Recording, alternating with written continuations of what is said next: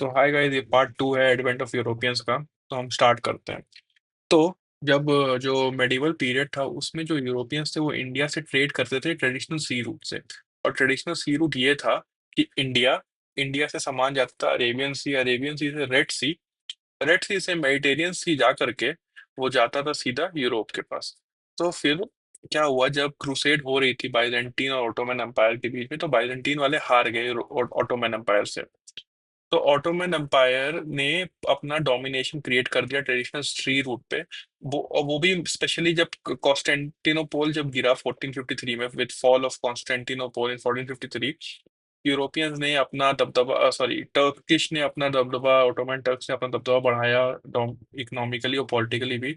और उस रूट पे जाने वाली यूरोपियन शिप से वो बहुत सारा हैवी टैक्स लेते थे। तो यही हुआ, यूरोपियंस को लगा कि हम अब नया रूट ढूंढते हैं, क्योंकि हमें स्पाइसेस चाहिए इंडिया और इंडोनेशिया के, क्योंकि वहाँ बहुत डिमांड थी यूरोपियन कंट्रीज में वो खाना बनाने के लिए भी, और मीट भी प्रिजर्व करते थे उससे। तो फिर क्या हुआ, वेनिस और जो जेनोवा के जो ट्रेडर्स थे वो बहुत बड़े थे, बट वो कोई कंपटीशन नहीं थे वो टर्क्स के सामने। तो धीरे धीरे इन्होंने क्या करा, इन्होंने स्पेन, पोर्चुगल और आपका इटली साथ आया, ताकि ने रिसर्च करे और नया सी रूट ढूंढे।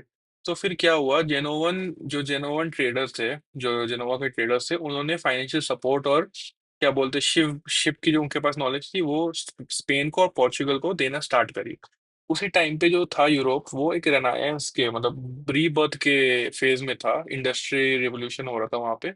तो क्या हुआ उसके बाद, जो किंग हेनरी ऑफ पोर्चुगल था वो बहुत ऑब्सेस्ड था नया रूट फाइंड करने के लिए इंडिया से, इसलिए उसने एक नेवल एकेडमी बनाई लिस्बन में, जिसमें स्पेनिश और पोर्चुगल दोनों के सेलर को ट्रेनिंग मिलती थी। फिर 1486 में Portuguese sailor Bartolomeu Dias became the first person to cross the equator and reach east coast via Cape of Good Hope. But वो आगे नहीं बढ़ पाया उससे, क्योंकि बहुत अनफेवरेबल वेदर कंडीशन थी।